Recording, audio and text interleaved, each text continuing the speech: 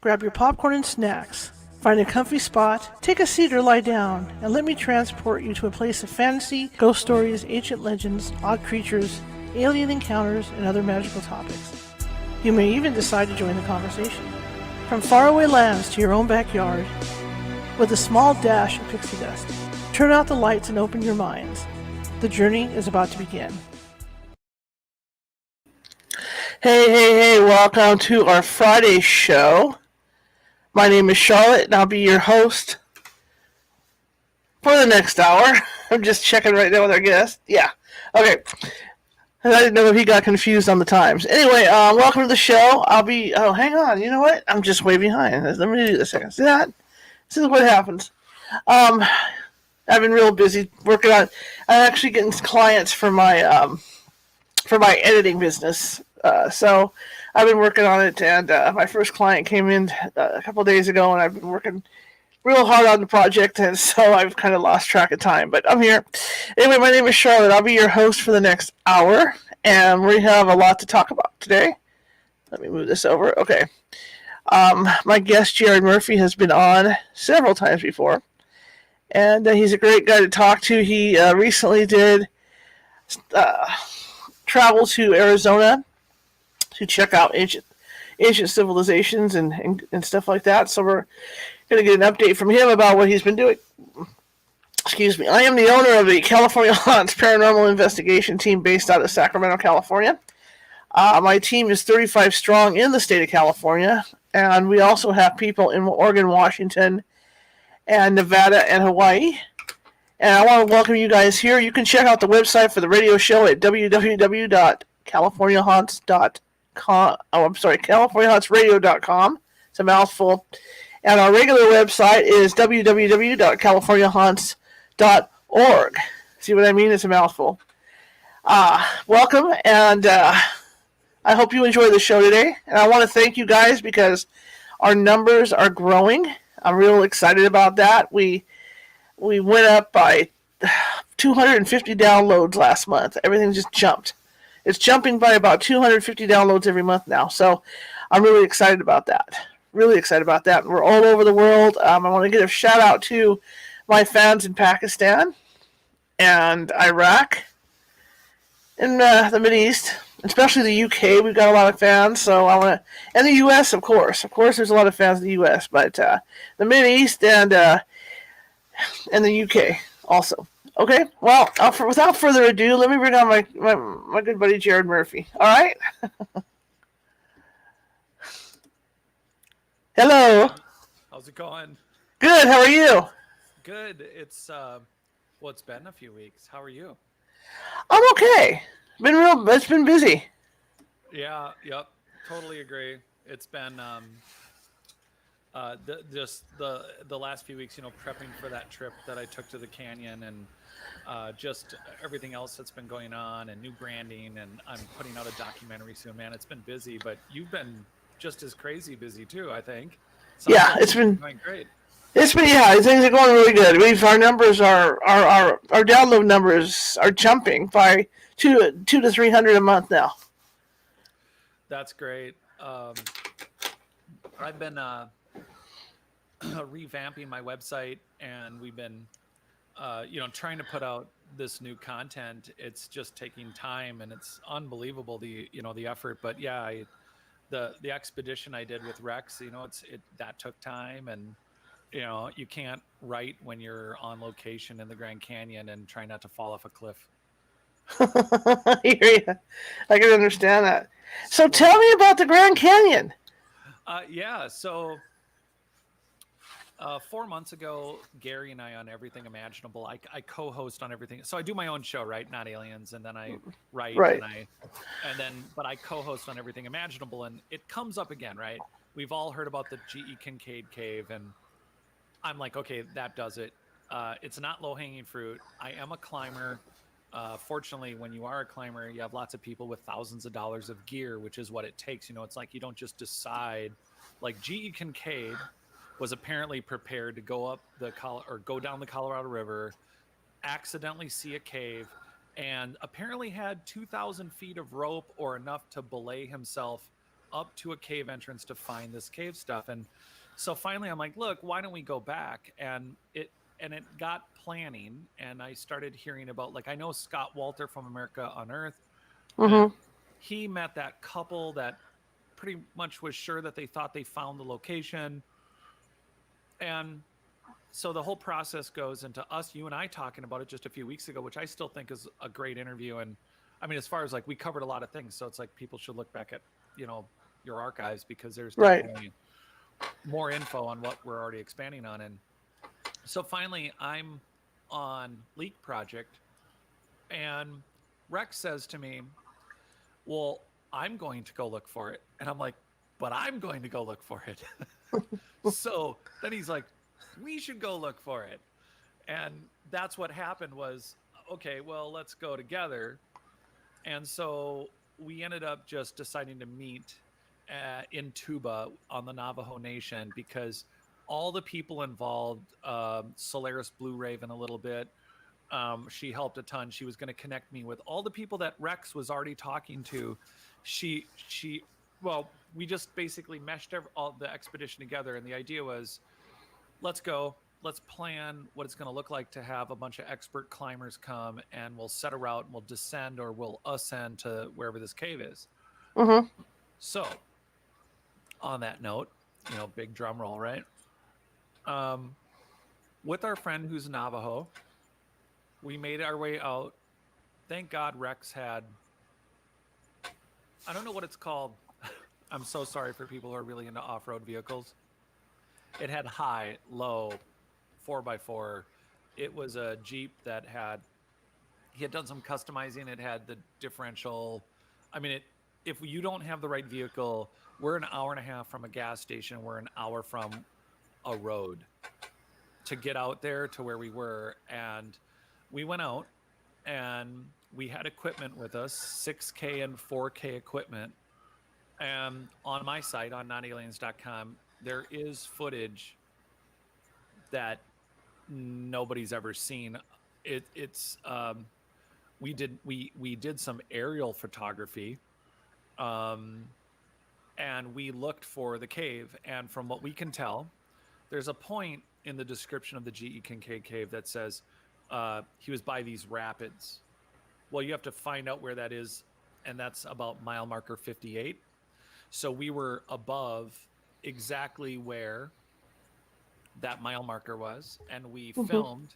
And we had a Nikon P1000, which is a telephoto lensed built camera that, you can look at the moon. You can literally look at, like, a rock fist size 3 miles away. It's really cool, and it's 4K, and it's incredible.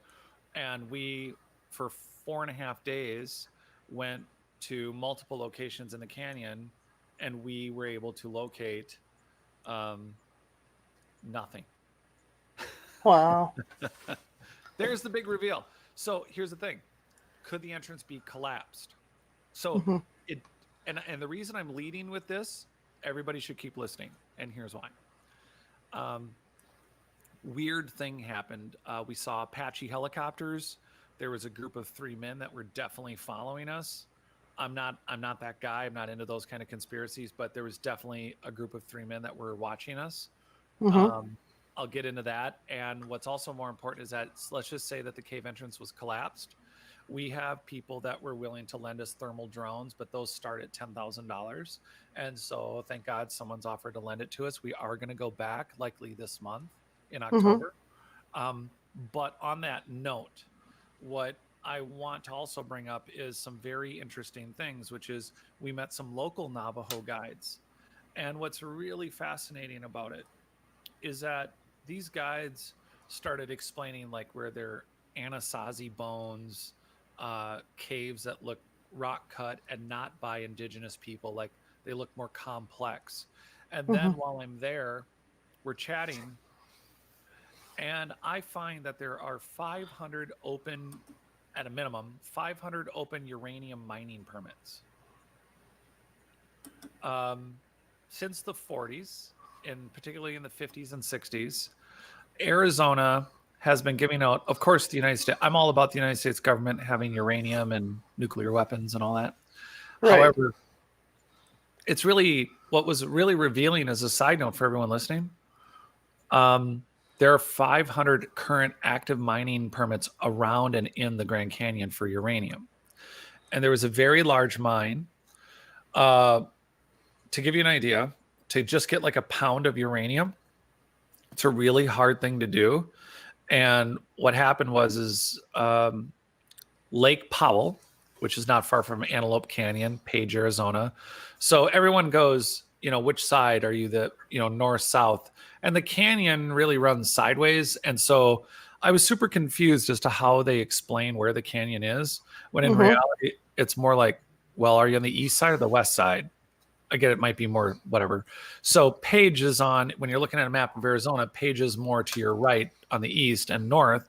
And Lake Powell supplies a lot of water and is a place of, entertainment, recreation. It has 39,000 tons in the bottom of it of radiation tailings from mining uranium. Yikes. Okay, so just now for everyone out there to get an idea, that's what they're officially declaring. 39,000 tons. Tailings are crushed rock of whatever you're trying to mine for. You pull out the chunks, you put it through various crushers or cheese graters. If you guys know how to take a cheese, a block of cheese and turn it into, same thing, except when you're done, you have a big pile of rocks and they're called tailings. And, they can be really small, they could be bigger. But to get uranium, 39,000 tons is a lot. And that's what they're saying officially. And they thought, we got a great idea. Let's put it under the drinking water.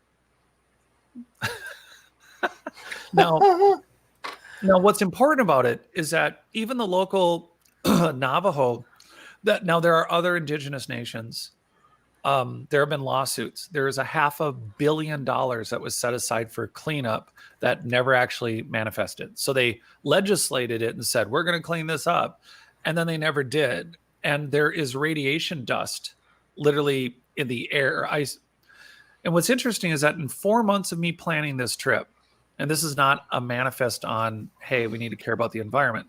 However, the Navajo Nation and other indigenous peoples are breathing piles of what are supposed to be secured radiation dust.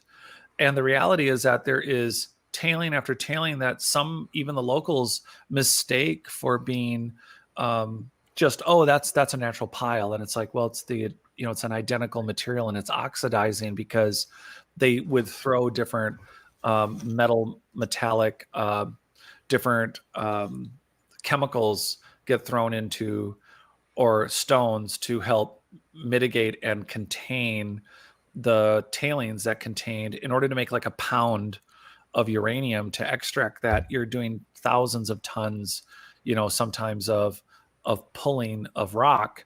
And then they have to dump the tailings somewhere, and there's other mining. So the issue is, it's not just in and around the canyon, but I just want to focus on this because it leads into the big mystery conversation that everybody wants to have. Like, there's all these mysteries around the canyon, and the big mystery is the GE Kincaid Cave, where it's like they're hiding things. And what is sad in what we're talking about is what's hidden in plain sight. And what that is they are trying to litigate or mitigate.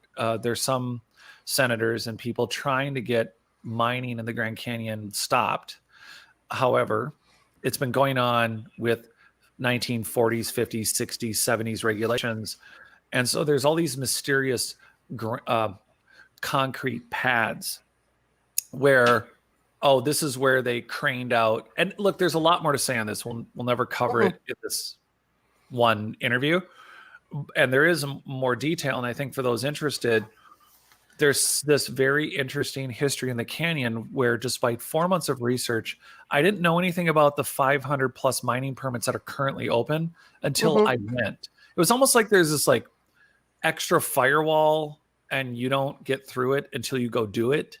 I don't know what to tell you, but I learned some things sitting in a cafe in Navajo Nation in Tuba, which is, it's smack dab. It's like 6 streets basically, but it's cute. There's this great little espresso shop. and cafe, and their local pizza place is really good. And honestly, if you're going to go see dinosaur tracks, is one of the inspirations for Jurassic Park. Tuba is a place to go to see like a zillion Velociraptor, T-Rex, all these herbivores, and lots of dino poo that are rocks now. But they're all right in Tuba, and that's free to go see. And there is lots of great local Navajo Nation art, and it's really a great stop. And so I'm sitting there doing this research despite 4 months of work to prep to go on the trip before we would go out to the canyon rim. And one of the things, as an example, to come up with is, and granted, it's a recent article, but there was an anthropologist who is in charge, one of the guys in charge of Carlsbad. And he was being interviewed about how he, as a paleoanthropologist, Mead is his last name, and it was in the Arizona Gazette, I think.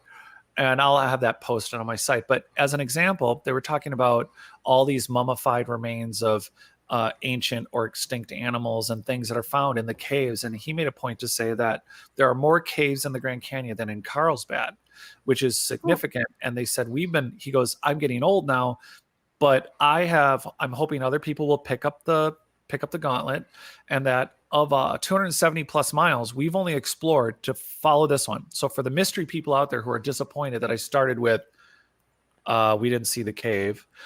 Remember, officially, they've only been looking at 120 miles of 270 plus miles of an unlimited amount of caves that in order to get to, you have to traverse into the canyon on a permit, go up a side canyon, which is up to miles wide, thousands of feet tall. And just to get to the entrance to some of these, there is a group of people that they've identified that are at least from 3,000 plus years ago called the stick people. They leave little stick people, and they think theoretically that in these caves. So like of the caves they've gone to, they keep finding these little stick people that are like different sizes. They're in the cave. They carbon dated them to at least 3,000 years old. And this is an indigenous, whatever this is, they don't even know who these people are. But of the caves they've looked at in this article, as I'm sitting in Tuba, Mr. Mead, Professor Mead, is saying, look, I've been looking in the Grand Canyon since 1969. And we've been in all these caves, and we even had a fire in one because we unfortunately identified it to the public, and people found it, and we lost all this mummified and all this information because somebody burned maybe a fire or something in the cave, and they burned the cave and they burned the guano, and it ruined a lot of information. But at the same time, what he was talking about was, just to give you an example, there was one cave they found, and they said they've gone through it because they gave a number. But just to give you an idea of the 120 miles of caves they found, and it doesn't even say like they're done with it, like, okay, we found every cave in 120 miles. They have one particular cave that is 40 miles long. Wow. Isn't that crazy? That's crazy. I know with Grand Canyon Caverns, if you've ever been in there, I mean, that's huge. Oh, the big one, the one. The big one for the public, yeah. And they haven't even explored all of that yet. Right. It's that big. Right. And so for everyone out there listening, I mean, and for adventurers, I mean, there's an issue with there's resistance to giving permits in order to do the work that I think is incredibly valuable. And they should do it. They should give out the permits to do the work, but they're not. And it's really interesting. So like, right before I left to go to the canyon to explain how dangerous it is, right before I left, two guys had. Also, by the way, I feel like it's really hard to get in the canyon. Like, why is it so hard to figure this out? Like, you would think if you just go to internet search that you're going to find how to get to the canyon or whatever. It's going to be really easy. It's going to be simple. It's not. So two things. One, Horseshoe Bend, which is 140 miles away. But when you wiggle through the canyon, it's, where we're standing above looking for the Kincaid Cave. If you're on the river, and we saw kayaks and boats below us, if you're on the river at the point that we were standing in Navajo Nation and doing the filming we were doing, you are 5 to 7 days in on an actual camping trip on the river. Up the river, you can rent. I can't believe this. An outfitter will get you in a kayak. You can go around the famous Horseshoe Bend, and it's $130. I think that's a great deal to be on the river for about 5 hours. That's Yeah. not a bad deal. That's a great deal. But it's like when I started looking up, I'm supposed to come on and, we're talking to everyone and not be frustrated. I cannot tell you how frustrating it was. Like if you type in the word hiking, hike the Grand Canyon, good luck finding basic information. Mm-hmm. Yeah, you'll get to the .gov right away and you'll get to like, here's this and here's that. But it's so convoluted and so annoying. Like, give me a map of the damn canyon. When you keep referring to a campsite, where in the canyon are you referring? What are like they make it so frustrating for you to Mm-hmm. get what should be I go to a site. Where do I enter the canyon if I want to walk? And what does the trail look like? Why is that hard to find? And it's annoying. Now, if you're a professional hiker and you're used to looking at all these convoluted maps, there's a personality to whoever got the role of programming frustrating information for the canyon. So whoever that contractor is, maybe you're used to it at every public park, but I'm not. And it was very frustrating to find that, as an example, 2 days before we left, two guys had day permits. So there were, before I even left, there were heat index warnings that said don't hike after 10 a.m. So if you're going to hike into the canyon, you're on switchbacks, but you Mm-hmm. got to get in before 10 a.m. because it's so hot. It's well over 100 degrees and it's so hot that you need to be in the canyon, you need to be in shade. And then don't hike out before 3 p.m. Also, you would think that would be basic common sense info, and I'm telling you something that's going to be easy for you to find. It's not easy. It's annoying. On that note, one of the guys didn't come out of the canyon, and they found him after a search and rescue 2 days later because he somehow, like, to the best of my knowledge, you get into the canyon, you have two options, left or right. Not a lot of other options. But he got lost and got stuck, and he did the right thing. He got stuck, but it made international news. And I saw the article that, guy goes down on a day permit and he gets lost, and they find him literally on the third day. So he was lost for 2 days, and he didn't come out of the canyon. To give you that example, and then the other example would be is I come back from our trip, and we're at different points. We're with our Navajo friend and guide. We're on Navajo Nation land, but then we're also on public government access land. Again, you need an all-terrain vehicle to do this. You do not go out, not even in a rental car. You will not make it. These are intermediate. I wouldn't call them advanced because I got to hear all about advanced jeeping. This is not like 45-degree inclines, but oh my gosh, this is definitely intermediate to getting advanced Jeep work on what are supposed to be dirt roads, but they are not meant for non equipped vehicles. No way. And so we did all this work, and then I come back, and 2 days later, a search and rescue team yet again got sent out for a guy, and they didn't find. Well, they eventually found him, but who they found first was someone who had been missing in the canyon for 7 years. Wow. They found his body. So there was that. And then, the canyon itself, as you're trying to figure out, do you get a day permit? Can you get a day permit? These people are on lottery to get to these camp trips where you're going down the Colorado River. Apparently there are some stop points where the DNR, whoever they are, they will find you and they will check to see if you have a permit. You can go to jail if you don't. And so, from an anthropologist and a study standpoint, getting back to the caves, we have 150 miles that haven't been really looked at all. You have a mysterious people just in recent times, at 3,000 years, that Mm-hmm. they just get called the stick people. The Navajo guides I met at the dinosaur tracks in Tuba, not only were talking about Anasazi and some UFO activity, but they were telling me about some of these concrete pads and also rock cut ruins that are very ancient. So we're going to go back with a thermal drone, flying device, Mm-hmm. and not a drone. We would not be droning. We would not be doing that. I misspoke. We're not droning. Okay. But we're going to have a really long selfie stick, and we're going to look at some of the canyon wall, And while we're doing that, we're also going to be going to some of these locations that were revealed to us in person, which is one of the reasons why you got to show up to some of these places, is that the locals were able to tell us about some caves that do not look like they were done in recent times. They look like they're ancient. And then also I started getting footage. They started sharing some footage of these pads that they're like, look, they must have used a crane, and they must have dropped, like it must have been heavy. So whatever they got out of the canyon, they must have used, right? So I start looking into it. And thanks to a fan, he sends me the most incredible articles about the creation of the FAA. Apparently in 1956, over the Grand Canyon on the East Rim, uh, a, a, a TWA and a United flight run into each other.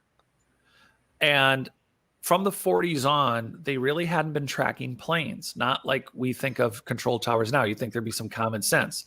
They were literally relying on luck in the 50s.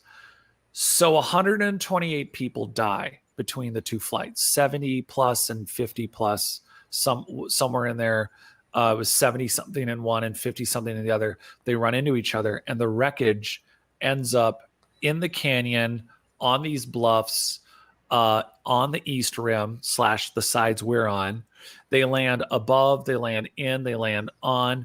And the first recovery, ironically, the ropes, if you guys go looking for this, the 1956 rappelling ropes are still up in some of the areas of the canyon where they did their best to recover everyone, and at least the people. They did their best to recover all the remains. And then TWA. So what happened is President Eisenhower, this is really great for everyone who wants to go back into this. The footage of this, I'll have the articles posted on my site on Not Aliens. This is incredible because there was no FAA until this incident. So we are busy looking around for, was there a GE Kincaid Cave? Is there a conspiracy? Is there a cover up? Meanwhile, we're uncovering that there's active military contracts or government contracts to find uranium, which we need for nuclear weapons. And, we also need it for 1 million medical devices. So this is important stuff. But then I'm uncovering that all of the drinking water in Lake Powell is likely full of radiation, allegedly at acceptable levels. And then there's stuff showing up in the Colorado River. There's all these permits. And now I have mysterious rock cut ruins, Anasazi bones that nobody goes and visits that are being crushed by cattle. And I'm finding out that there is definitely, if not thermal indicators, that the cave may still be hidden in the exact location where we're supposed to be, but that there are other locations that we need to go look at. And all the while, the last day, we have 3 guys that are totally watching us load equipment at 9:00 at night. It was quite a trip.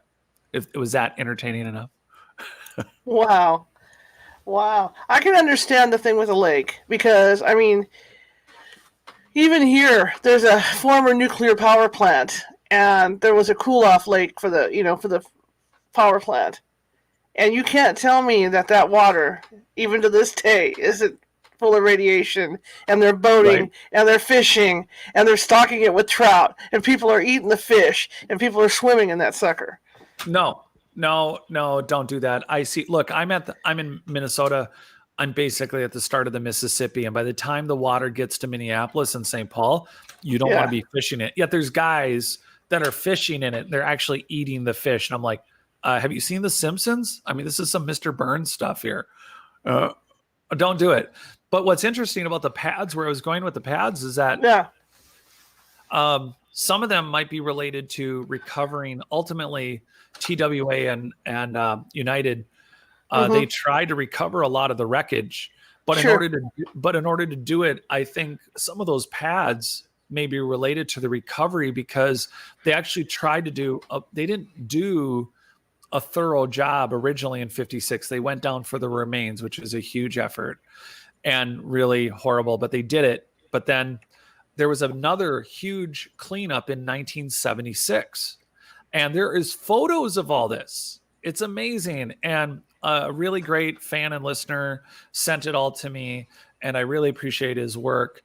And I'm going to post all that on Not Aliens. But what's cool, and also may explain what some of the guides were sending us, they're like, and it also goes to show how easily it is we can either get sucked into a conspiracy or ironically there's a conspiracy. Guess what? If you flew out in a plane in 1956, you were literally winging it.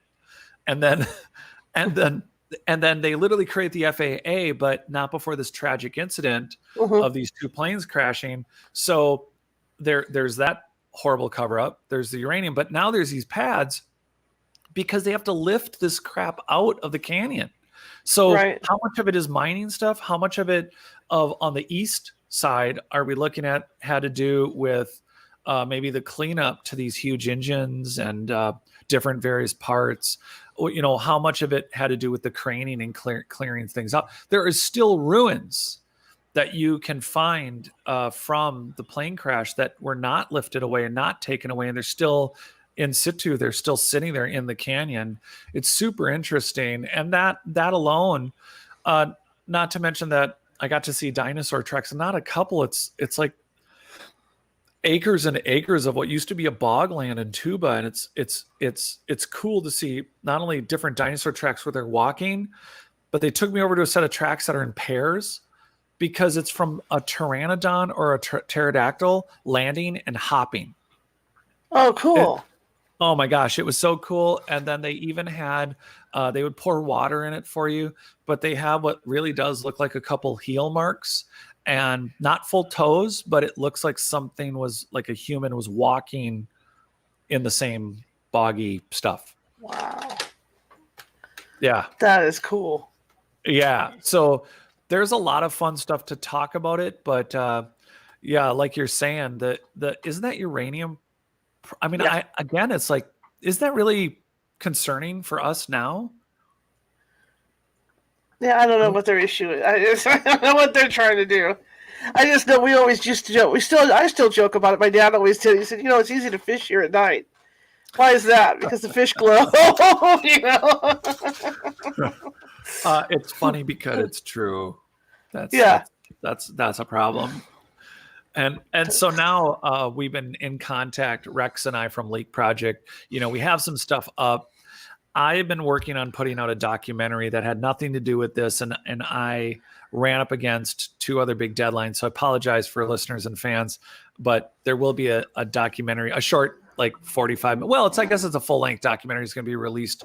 I'm hoping this weekend, and then I'll announce it and get that out. But the contact between Rex and I about going back and doing the follow-up work. I mean, I will tell you, I knew it was going to be hard. I knew that going to the canyon, and again, if you don't have a bunch of friends that are professional climbers that own, just to go into the canyon, we're looking at $8,000 to $12,000 worth of gear, and then you have to take time off from work, and you have to have permission. You have to, work with, you have to work with the locals. You can't do this without, you have to do it with the locals, and all of that requires planning. So I knew it'd be hard, but I thought that we would go, and with the equipment that Leak Project brought and what I brought, I also brought equipment and cameras and recording devices. And I thought that we would at least locate a cave, that there would be something, like we would see, something. And we did locate a cave at another section of the canyon, but I don't know if that's from the other confusion is that during the gold rush, when people were going to Nevada City in California, Nevada City was the first place of the gold rush of the 49ers. But there were people who were always interested in the Grand Canyon that thought, oh, you're going to run into this, you're going to run into that. Well, ultimately we did run into uranium, among other things. And what's even worse, when you're talking about the river at the end of Utah, at the Colorado, like right on the Colorado, there's a tailing pond next to the Colorado River. How does that not, like, the big open dirty secret about the Colorado River is the uranium, the radiation contamination, and it's really kind of depressing a little bit. But I think it's important for people to be aware of it, and I think the government should be less.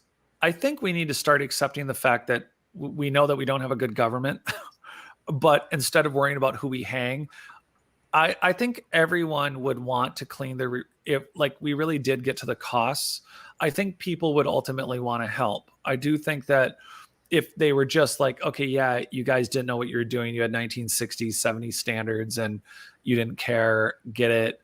Well, it has to be cleaned up. So like, what's the number? Who do we need to hire?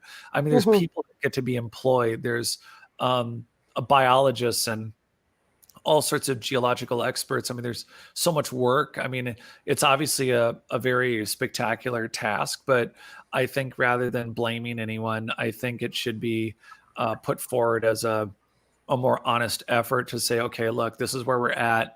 You know, it's going to be 50-year cleanup. I mean, whatever they're afraid of hearing, I think we need to move past that because it's a space that some legislators in that area are trying to preserve.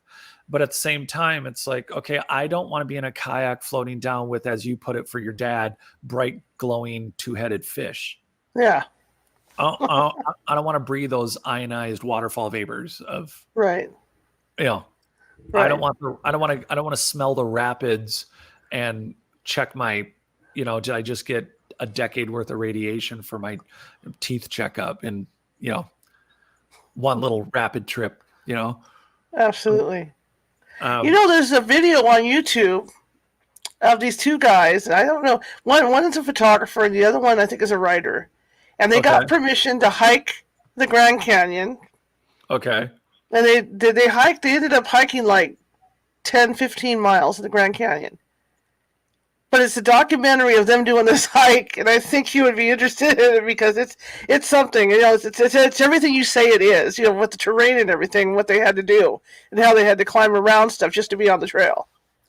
It's crazy. I saw a guy who was carrying an 80-pound pack in his video, and he was on a trail that at one point he said, well, the trail at this point is very precarious. It's only to give people an idea, by the way, it's not like there's a wall next to me and I can lean into it. I'm saying it's basically like you're at a slope that's not going to help you except help shoot you off. But this guy was describing being on a 10-inch trail with right next to the 10 inches. He goes, you have to be very careful with your pack because at that point, if you slip, the first stop is 200 feet. No. Like, somebody bring a damn shovel. Come on, fix it. I mean, that's not my idea of being a badass, or that's unnecessary risk. I mean, ironically, as a climber, I mean, you can take a whipper, you could literally shatter an ankle, shatter a knee. I mean, you could do it instantly as your traditional climbing. You know, you're trying to find using cams and bolts and, you know, and that's not the focus of when you're ascending or descending and you're going to do research, you're not doing it to make it a challenging climbing route. So for those people out there listening that are climbers, that's not what you're doing. You're just trying to create it a safe way to get a shitload of equipment up, because that's the other problem. It's like when they did their 15-day hike, I can imagine, I can't even fathom how much just the water alone is what's going to kill you. Like, just like how many gallons of water are you bringing? It's like, how are you without a daisy chain of people helping or flying in supplies? I don't know how you would stay in the canyon, which, like I said, so the GE Kincaid Cave, you have to think of this guy's in okay, I get it. He's in a canoe or a bigger boat and he's got water. Okay. A keg, apparently.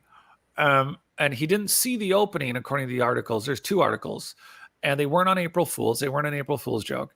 But what he sees is discoloration. Well, there are many layers in the canyon. There's a lot of discoloration. So, okay, why did this stand out? So there's some things now that don't really stand out as a legitimate. I'm not going to say that it's not true yet. I'm not going to say that. I'm not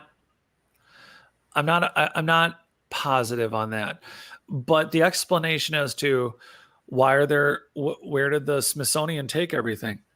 Oh, there's concrete pads and it's for the cave. And it's like, no, it looks like it's maybe for the wreckage, or it's for uranium stuff, or it's for other mining, or it had to do with some exploration in the 60s or 70s in reference to anthropologists. I mean, that's the other problem, is that there's an assumption, there's this blind wall of academia where, um, I can appreciate that, that example they had of, Professor Mead talking about, we found this cave and it had all these mummified remains from tens of thousands of years. And we talked about it, and other people hiked in and found it, and they ended up starting a fire that destroyed countless amounts of natural history. Mm-hmm. But, that's sad and tragic. And so then they're like, okay, well, we don't want to share the info about these caves to anyone outside of our academic circle, which helps keep perpetuating this, the conspiracy thing, and it perpetuates this blind side that we have when we're trying to work this out for the general public. Everyone listening has an interest. Absolutely. It's just crazy. The whole thing's crazy. And like you say, if somebody in the government or somebody collapsed the cave itself because they're hiding something in there, then that goes back to what the heck are they hiding in there? Right. So if G.E. Kincaid's description is accurate, thermally at night, you're going to be able to see the difference. You'll be able to see, if there's an entrance to a cave, you'll be able to see it. It will hide. It will not hide thermally. But at the same time, in lieu of that, there is no cave entrance in the many miles that are directly, I mean, within a mile. I mean, we were right on top of where the cave's supposed to be. And it's described very accurately against a particular set of rapids in Marble Canyon. So for those wondering, when you read the article, it's like, okay, well, he was downriver, which has been described as upriver and also described as downriver, which is why we looked on both sides. But there is a set of rapids, and he said very shortly before or after these rapids, there's this, I saw discoloration. Well, that's literally the canyon. I mean, between the layers of different sandstones and right. I was thinking. Yeah, right. It's like, okay, this one stood out for you, okay, but you can't, at the point of the canyon, the way he describes it, which is true, where we're standing, where we did some live streaming, which turned out okay, but we were standing at the canyon at 3,560, give or take, feet above the river. So he scaled 2,000 feet of very rough, but allegedly, he didn't fall down, but he could have staked rope and pulled himself up. Right. This is a tremendous task. And anyone who climbs or hikes, even if it was an inclined hill, that's one hell of a job, because in the article, he says that I saw discoloration, but I couldn't quite see the cave entrance. Well, you wouldn't at 2,000 feet above you. It would be almost impossible. And so he gets up to the cave. He has that revelation that the cave goes inland or underground to the point where he finds a giant city, kind of. Mm-hmm. But again, if that's what was found, and if, as an example, Professor Mead can talk about, there's aquifers in the canyon, and there is still an unknown geology to that and a number of other things. So if you have one 40-mile long cave that may or may not have been formed due to water flow or volcanic activity or just whatever it is, there is possibly other caves that are as long or connect to other cave systems. Sure. that continue on. So that's all possible. And for everyone out there who wants to adventure, there's 120 miles of the Grand Canyon that, for those of you looking to and as particularly, I'm going to call this out on climbers who are, I know some pretty badass guys that are, and gals that are really frustrated. They want an adrenaline rush. They want, and they constantly try to make a harder route for them. It's like, I don't think there's a greater challenge than resolving, would you like to be like the adventures of old, the first person? You can still go on this planet and be the first person someplace no one's ever been in modern times. And there's 120 plus miles of the canyon that is that. I mean, apply yourselves. Come on, call the arms here. Indiana Jones. Well, it's there and it's real, and it requires logistics and planning, and you can't just pack a car and go. You need to get permission, most likely, but also, why not? When you get down there with the equipment, it's like there's a logistical nightmare. You got to get supplies to people, and I don't know what that looks like. Maybe it's adding supplies to one of those river groups that are camping at very particular points in those guide. And apparently that's a 2-year lottery to do stuff like that. I just think that there should be a separate vertical avenue for those that want to attempt the exploration. It's a tremendous amount of equipment, rope bags, like just a rope bag with cam gear. And if you're going to climb like 100 feet, I can tell you right now that my rope bag is depending on what I put in it, it's 100 to 160 pounds.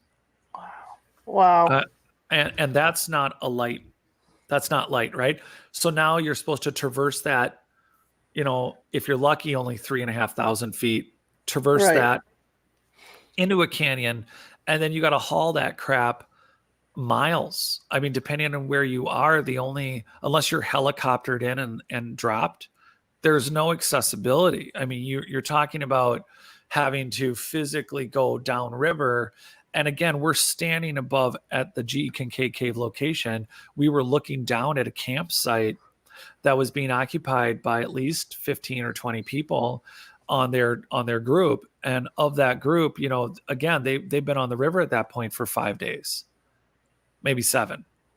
And that's like not realistic if you're going to maintain enough water, enough supplies, even if you did like just prepackaged granola foods, for you to get with the lightest amount of gear to then meander through the canyon to sort out, well, I think there might be a cave up this side canyon. And the documentary and the pictures for all that for everyone, I'm going to be working on that one next, but it takes some time to put it together, and we'll have to chat about it again. Sure. This is fascinating. Yeah, isn't it? This is intriguing, yeah. When you were talking about that 10-inch trail, people, you have to think about, too, the weights of the backpacks, and God forbid that the weight shifts on your backpack when you're hiking on that trail. Yeah. That could be ugly. It's like you go to reach for something and then you just, off you go. Yeah, you just dribble right off. Boom. That's scary stuff. Isn't it? And so it's not, and I can't believe, like, when I saw the picture, I'm like, well, I must be a wuss, because I'm looking at the guy and I'm like, he don't look that fit. And it's like, well, he can apparently, I mean, this guy looked like, in the photo, he looked like he was in his 60s, and he had an 80-pound pack, and he could do it. And he looked like he worked in an office. And I'm like, well, I guess I'm being a wuss. I guess, I mean, I'm a climber. I'm happy to go up 1,000 feet, but put me in a harness, with gear that I manage, that I understand, or people I trust that are belaying. I don't like doing like those rides or things that, like, I didn't check this machinery. I don't know what kind of condition it's in, but put me on my own gear. And it's like, yeah, I'll go over the side. I don't want to walk on it. Not 10 inches. Don't want to walk. No. Oh, no, on top of it, are we breathing radiation air or aren't we? Well, like, where am I in this? And so there is a lot of, it's so intriguing. I came across a story of someone who gave airplane tours, and their building is abandoned, and this guy, it's on YouTube. I'll have to get those links too. But he did a video of the old hangar of the old house down at I think it's Beggars. Was it called Beggars Camp? There was you could again go down by trail, and you could stay at this camp in the canyon, and it was a little lodge, and you rode your donkey or your horse and they put you up and you could stay in the canyon. And that, of course, was abandoned. The buildings were razed to the ground eventually, but the foundations are there, the pipes are there. And then now it gets loaded on as another conspiracy as to, was this another like, where they were extracting information for for the Smithsonian, and is it, or is it just really the remnants of a resort, and it's all really interesting because what I find fascinating is that a number of people have been to the Grand Canyon or they find it beautiful or they know a little bit about it, but I'm shocked that with intentional effort, the pieces of information I'm telling you guys now, I thought would fall together if I just sit down and diligently do research. I would find it all in a matter of hours. No, nope, not at all. And again, it was weird because I had done all these searches on mines and caves and the information that showed up once I was there, it's weird. It's like some sort of like firewall to information that if you don't actually go, you don't get it. I could be just being paranoid. Right. That's just crazy. Yeah. And as an anthropologist, you'd think there'd be some kind of written record. Yeah, and I don't think they share. I think it's in JSTOR or the other like individual papers and reports. Like there's a geo survey. Okay, follow this one. Exactly where the Kincaid Cave is supposed to be. I downloaded a United States government geo survey that was 67 pages, and follow this, exactly does the mile markers like 37 through 60. It literally overlaps the Kincaid Cave location, and they even sonar and LiDAR the bottom of the river. Like, why is, like, they spent so much money, they had to publish a report, but why are they publishing a government geological survey of exactly about 37 miles that overlap in Marble Canyon, which is in the Grand Canyon? There's all these side canyons. If that can confuse everyone, it confused me too. But here's this geo LiDAR survey, and it's free. You guys, I guess I should put that up for everyone too. I'm gonna have to write this down. But it's interesting to look at because they take pictures of themselves doing site surveys. Like when you see right before they tear up all your roads by your house so you can't drive anywhere, they got the guys out with the tripod. They got pictures of them with the tripod. They got pictures of them with the sonar stuff.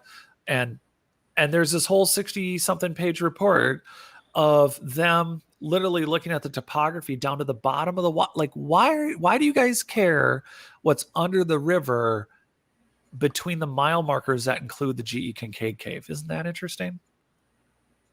Wow. And then they spent so much money. They're like, well, we better put out a look what we did. Here's a survey of part of the Grand Canyon. It's like, that's your cover. You put out a 67 page report that you just happen to scan that area. Oh, and you're doing the rest of the canyon, but okay. I mean, were you looking for like any big statues? Were you looking for metal? Were you looking for uranium? It could have been that simple. It could have just be them. It's a government funded study.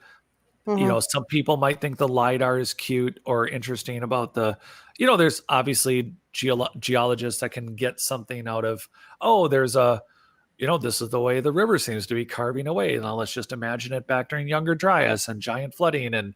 And this helps us imagine these things. But meanwhile, the whole study's just a cover because they were just like looking for more, or maybe they were looking for contamination, because the sad thing is like that tailing pond that's up by the Colorado at the end of Utah before it goes into Arizona. They are looking at where is how is the radiation moving downstream and what kind of particulates are moving. So, I mean, there are some legit, not conspiracy things for those of you out there that are interested. I hope somebody like picks up the hobby on this and digs a little deep for us and sends you some info and me some info. Just throwing it out. And who knows? Maybe there's, like you say, the cave systems are all over there, just like they are up here in the Gold Country. And who knows? Maybe maybe that cave, even though it's way up there, it's linked into something else that's further down. Right. So that they're if there trying to find. You know? there's literally no way that like he throws out there. It's like, we found a cave that's 40 miles long. And it's like, well, if you know it's 40 miles, is it long? Is it wide? Does it spider out? Does it have extra rooms? Does it have any rooms? There's no way that any anthropologist went, well, I just sorted through 40 miles of caving. Now that we have nanotechnology and we're doing nanoarchaeology and we're doing sedimentary nuclear DNA testing, there's no way they've gotten through 40 miles of that. Mm-mm.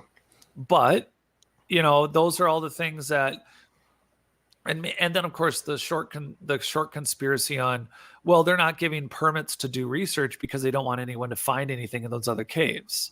Well, someone's got to do the work. And the problem with whether or not academia doesn't want to share the locations, the problem is that, yeah, the one cave got burned out by people who were just like messing around. Mm-hmm. But right now there's information that's, granted, we have nuclear DNA sedimentary testing now, but do we have to wait for everything to turn to dust for us to make a move? Right. I mean, there's always going to be a better technology. So I just think that while there are those that want to adventure and risk their lives, even in a controlled and very safe way, I think that it would be better for us to locate and map this stuff out. And I don't know. Currently, I couldn't locate a publicly available map of the caves within the canyon, or and the other thing is the topography maps are like blindingly stupid. Like, you look at them and you're like, if I stare long enough, do I see a sailboat? Like, what am I looking at? Like, I'm not, I'm not an idiot, but you look at some of these topography maps and it's almost like they want it to be too busy. Like, look over here. And it's blinding. So yeah, I would love to see some actual, like, okay, you did 120 miles of 270 plus miles. Well, where? Like, did you do it in a row? Did you just skip around? I mean, are we screwed? Is the 150 or 120 miles you didn't do, are they all mixed in with the stuff you did do? And if you did that starting in the 60s, I don't think you were using thermal drones or thermal cameras. So did you miss 27 caves with the 10 caves you found? And if they're not connected, where do they go? And if the ones that are 40 miles long, are there ones that connect to other things, like you said? Right. And then it makes you wonder, because if the government has decided that they're the ones that are going to look at these caves, they're trying to keep everybody else out of these caves, then what the heck is in there? Right. And I am all for the United States government, getting uranium. Right. I'm not for us getting sick and having glowing fish. I'm definitely opposed to glowing fish. I'm opposed to that. But then, if it is ancient lost technology, if it is, and I know people like to jump, we really have to shift the paradigms. I know that I feel like we're at the renaissance of it. It's not aliens. It's not that there aren't aliens. Right. It's that we have such an advanced pile of ancient human technology.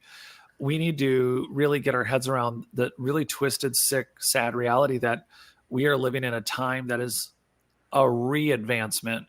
And so of the technologies that they may or may not be looking for finding, and because of the effort it takes, I mean, unless you're being flown in by secret black helicopters, and even if you are, you got to get dropped off. I mean, our estimation was, in order for us to like do a safe descent, even 1,500 feet, I mean, we were looking at like 600 to 1,200 pounds worth of gear. And that would include ancillary equipment to create it. Right. So what are they doing? The government is like flying in super secret, quiet groups that are then being resupplied, because you sure the hell ain't walking out of the canyon to go get extra water. You would need help. So then it's okay, well, they're there, but then you have to ascend to those locations. So once you ascend, who's bringing you stuff, or how long are you staying up there? If it is 40 miles, are you camping in, you wouldn't just come out. If you're splunking 40 miles of caves, you would have to create base camps. You'd have to is it walkable? Is it crawlable? I mean, I don't know those details on that particular 40 miles. So when you do find this other stuff, we're talking about expeditions that would take weeks and months, and also the same amount of time in planning. So these are all really exciting things, because we're literally talking to everyone out there about something you guys can possibly get involved with. I mean, where there's a will, there's a way. And the reality is that there are permits available. There are people who want more information about the canyon. And I think that, the efforts should be made to go stake those claims to find something new. And if we're not being allowed in, that's the other thing, is like, you really do have to be careful with this whole uranium thing. You really got to be careful that you're not, there are whole areas near the canyon that the tailings, it's really sad. I've seen the footages of it where they're like, don't enter toxic waste. They just don't tell you, oh, it's radioactive. They don't tell you that.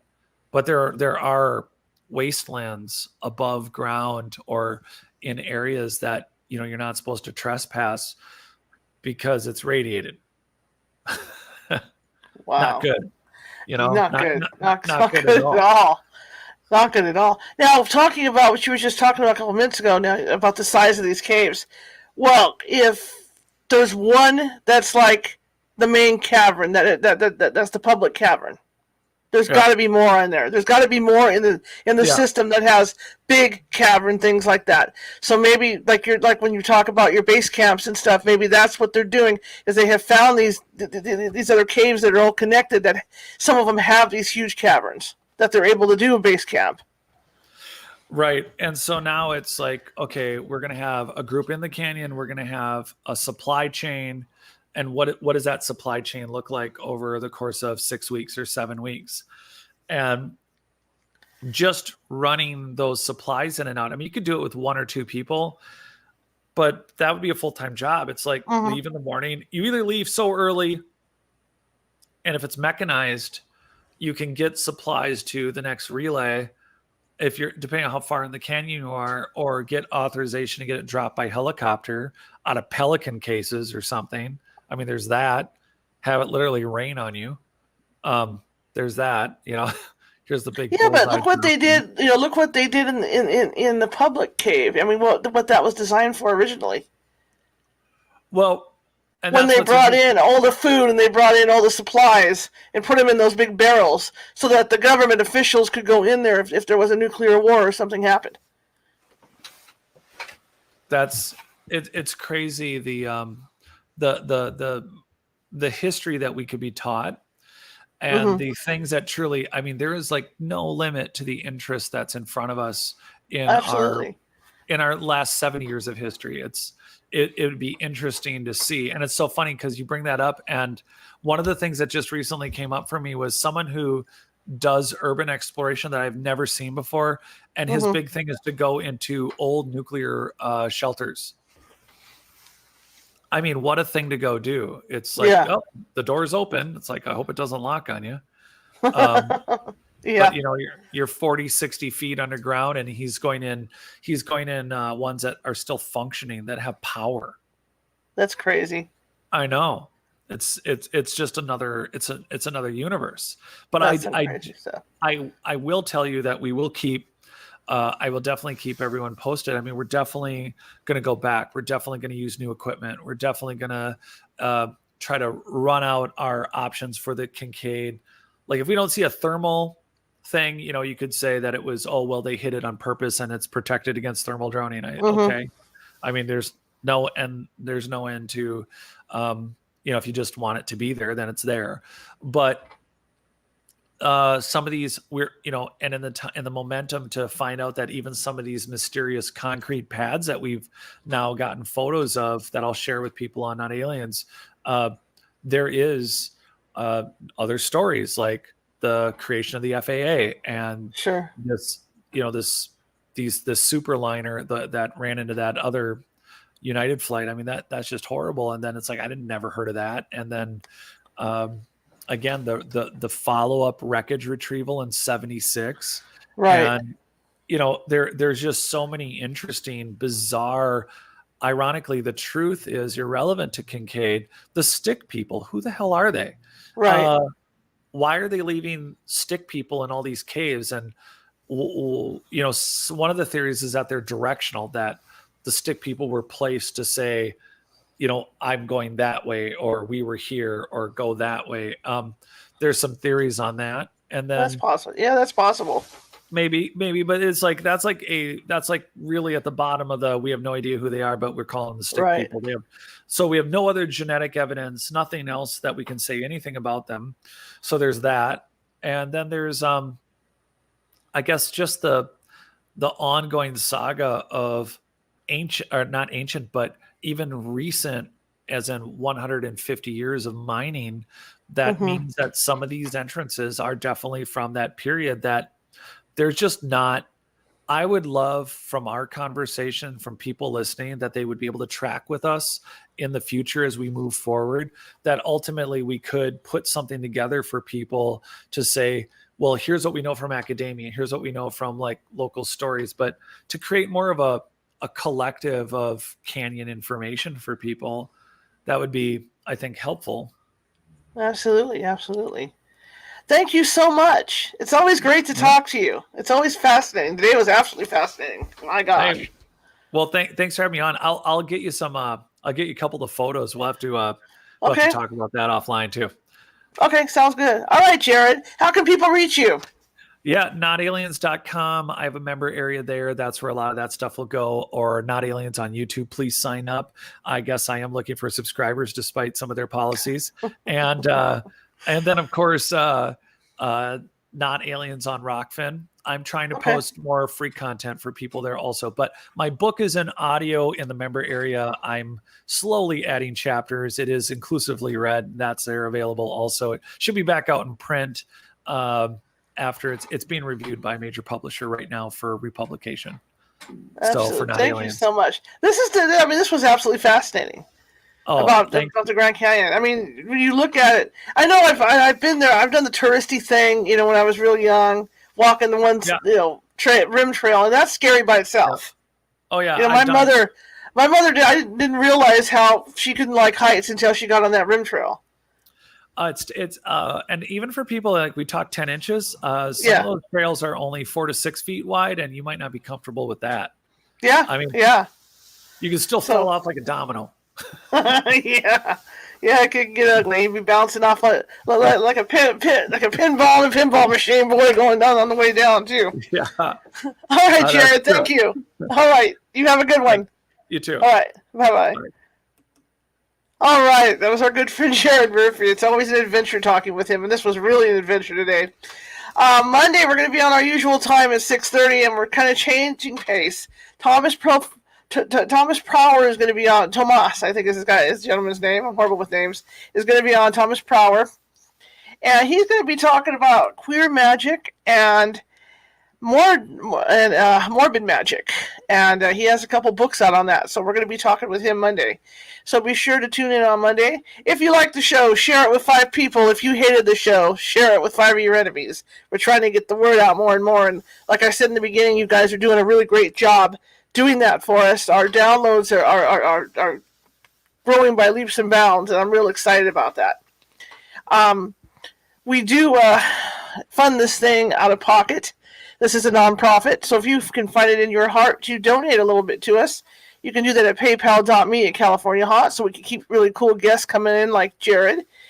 And YouTube's an issue. YouTube's been an issue for a while in that, unless you have a certain number of subscribers, you're not going to get a dedicated URL to your page, and that's been our problem. And no matter how much you Google, how much you put the names into these shows, you're not going to get to our YouTube page. So the best way to subscribe to help us out there is to go to our webpage at www.californiahauntsradio.com.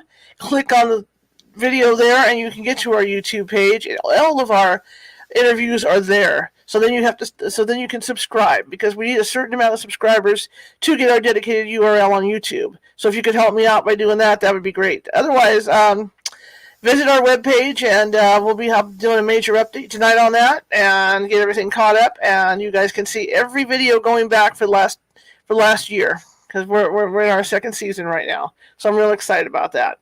Anyway, thank you guys, and I will see you Monday. And have a good weekend. This time I'll remember to push the buttons right.